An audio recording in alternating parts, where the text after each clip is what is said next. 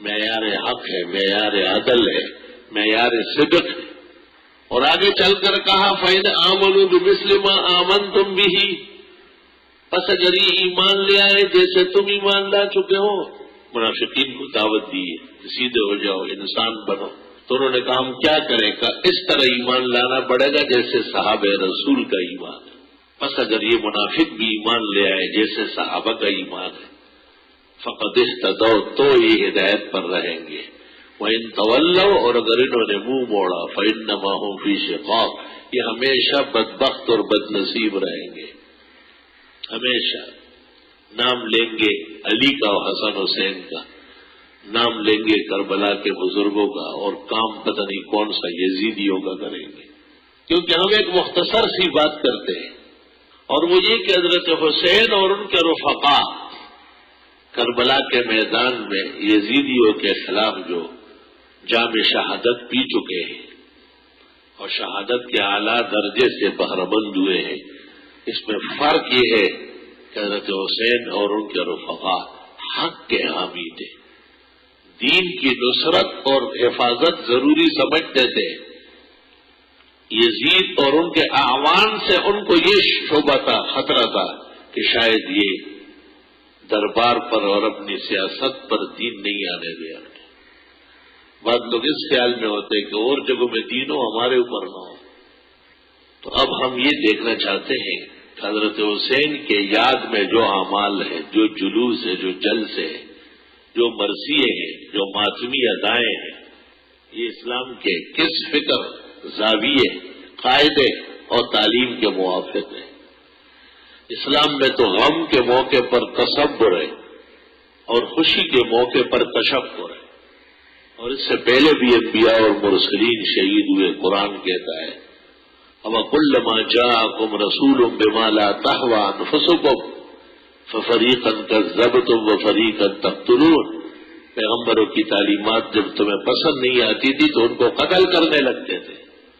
کتنے انبیاء شہید ہوئے ہیں، ایک لمبا باب ہے، لیکن ہمارے پیغمبر نے کبھی ایک دن بھی کسی کا مرثیہ نہیں پڑھا، کسی ایک دن بھی کسی کے ایصال ثواب کے لیے ماتم نہیں کیا، بلکہ آپ نے کہا جو چیخے چلائے، منہ پیٹے، سینہ کوبے، اس کو کہو کہ وہ میری امت سے خارج ہے، میری امت سے خارج ہے۔ تو یہ خارج تو یزید اور ان کے لوگوں کو سمجھتے ہیں، مگر کام انہی کا کر رہے ہیں۔ حضرت حسین رضی اللہ تعالیٰ عنہ اور ان کے ساتھ 72 شہداء، حقیقت یہ ہے کہ وہ صراط مستقیم پر تھے۔ شیخ الاسلام ابن تیمیہ منہاج السنہ میں لکھتے والحق ان الحسین قتل مظلوما، بلا شبہ حضرت حسین کے ساتھ زیادتی ہوئی۔ حکمرانوں نے کب انصاف کیا ہے؟ وہ تو عمر تھے، عثمان تھے، ابو بکر تھے، عمر ابن عبدالعزیز تھے، کہ اگر قیامت کے دن تمام امتوں کا انصاف ایک طرف ڈالا جائے اور ہمارے خلفائے راشدین کا انصاف دوسری طرف، انشاءاللہ ساڑھا پلہ بھاری، امت مرحومہ کا پلہ بھاری رہے۔ تو جو لوگ آج اپنے آپ کو حسینی کہتے ہیں اور ان کی یاد میں کوحرام مچاتے ہیں، روڈ بلاک کرتے ہیں، لوگوں کو بے چین اور بے آرام کرتے ہیں، وہ پہلے اچھی طرح انصاف سے، عدل سے، دلیل سے اور برہان سے سوچیں کہ یہ کام کئی یزید کو خوش کرنے کے لیے تو نہیں کر رہے، کیونکہ ان کاموں کے ساتھ حضرت حسین رضی اللہ تعالیٰ عنہ کا کیا تعلق ہے۔ حسین رضی اللہ تعالیٰ عنہ اور ان کے رفقا اعلیٰ درجے کے مطیعین و فرمان بردار تھے۔ یہ وضاحت یاد رہے کہ اصلاً وہ ہمارے ائمہ تھے، وہ اہل سنت امام تھے، کیونکہ اہل سنت والجماعت سے سنت نبی کریم صلی اللہ علیہ وسلم کی مراد ہے، وہ نبی کا نواسہ ہے، اور جماعت سے مراد تمام صحابہ کی جماعت مراد ہے۔ اور اہل سنت والجماعت کا عقیدہ ہے کہ کسی ایک صحابی کو بھی غلط یا برا نہیں کہو گے۔ صحاح میں ہے کہ عبداللہ ابن عباس جو خاندان نبوت کے چشم و چراغ ہیں، ان سے کسی نے پوچھا تھا ما تقول فی معاویہ یوتر بواحدہ، معاویہ کے بارے میں کیا خیال ہے؟ وہ تو وطروں کی ایک رکعت پڑھتے ہیں۔ تو حضرت عبداللہ ابن عباس نے کہا داؤ، چھوڑو یہ بات، فإنہ صحابی، وہ پیغمبر کے صحابی۔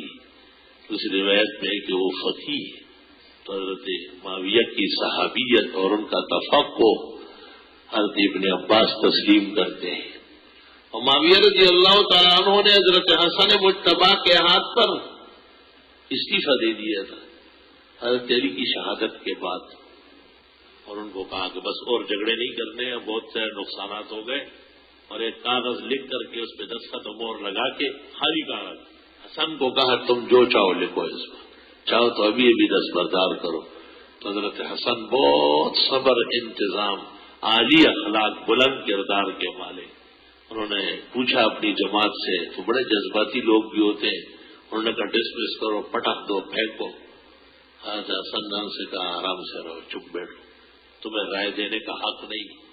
اور پھر کہا اصحاب رسول کہاں ہے، نبی کے صحابہ، بڑے بڑے بزرگ صحابہ جو چند باقی تھے، ان سے پوچھے یہ حدیث صحیح ہے کہ مجھے اپنے نانا جان جناب رسول اللہ صلی اللہ علیہ وسلم نے ایسا گود میں اٹھایا اور پھر فرمایا ابنی ھذا سید، یہ میرا نواسا واقعی سردار ہے.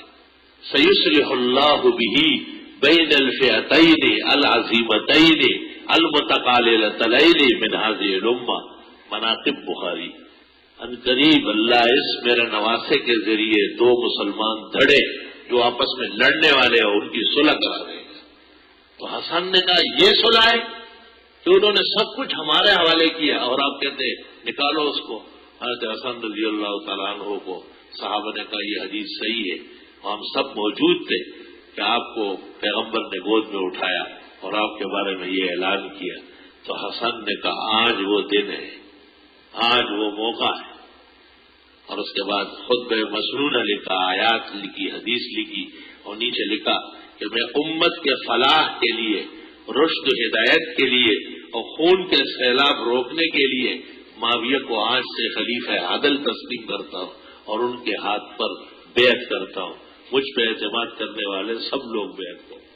صحابہ کرام نے تو بڑی کوشش کی ہے کہ خون رکے، لڑائیاں نہ ہوں، جھگڑے فسادات نہ ہوں. یہ تو کچھ یہودی سازشی گھس گئے تھے، انہوں نے عائشہ و علی کو جمل میں لڑایا اور علی و معاویہ کو صفین میں لڑایا، اور پھر اس لڑائی کے اثرات باقی رکھے. اور ایسے لوگ آئے جن کا اسلام سے کوئی تعلق ہی نہیں تھا، اور وہ علی و حسن و حسین کا نام لے کر اور اسلام کو نقصان پہنچانے لگے. اللہ رب العالمین مسلمانوں کا عقیدہ اور عمل محفوظ فرمایا ہے. محرم الحرام کے جو سنت اعمال ہے وہ تو یہی ہے کہ 9 اور 10 یا 10 اور 11 کا روزہ رکھا جائے، اور اگر کوئی شخص کسی عذر کی وجہ سے 2 نہیں رکھ سکتا تو 1 بھی کافی ہے 10 کا. اصل عاشور محرم ہی سنت ہے. یہ قول کہ اگر 2 نہ رکھ سکے تو 1 بھی نہ رکھے، یہ کمزور قول ہے. نقادین محدثین نے اس کو رکھ دیا. ہاں افضل اور بہتر یقیناً 2 کی جگہ 3 تو اور بہتر ہے، اس میں شک کیا ہے. قدیم زمانے میں لوگ اپنے اپنے طور پر قرآن شریف پڑھ کر یا کھانا پکا کر فقراء اور مساکین کو حضرت حسین رضی اللہ تعالیٰ عنہ اور شہداء کربلا کے ایصال ثواب کے لیے فقراء مساکین کو بانٹتے تھے. اور اس میں کوئی قباحت نہیں ہے، یہ رزق کے اعمال نہیں ہے. وہ نہ قرآن خوانی جانتے ہیں اور نہ ایصال ثواب جانتے ہیں. شہروں میں سنا ہے ایسا کرنے والے بھی ان میں مل جاتے ہیں. شاید اس لیے علماء دیوبند بھی اس کے بیان کرنے میں محتاط رہتے ہیں. بعض جگہوں میں کچھ شربت وغیرہ بانٹنے کا بھی رواج ہے. کہا جاتا ہے کہ یہ خالص نیاز حسین ہے، یا بعض جگہ کھانے تقسیم ہوتے ہیں اور یہ بھی حضرت حسین کی نیاز. تو یہ قاعدہ ہے کہ نیاز اور نظر صرف خدا کے نام کی ہوگی. اگر اللہ کے علاوہ کسی مخلوق، نبی، رسول، زندہ، مردہ، شہید، فقیر کے نام کی نیاز یا نظر کی گئی تو وہ منع ہے. اس لیے اور بہت سخت الفاظ کتابوں میں ہے اس بارے میں. اس لیے علماء دین مسلمانوں کو احتیاط بتاتے ہیں. لیکن انفرادی اعمال پر کوئی قطعاً نہیں ہے.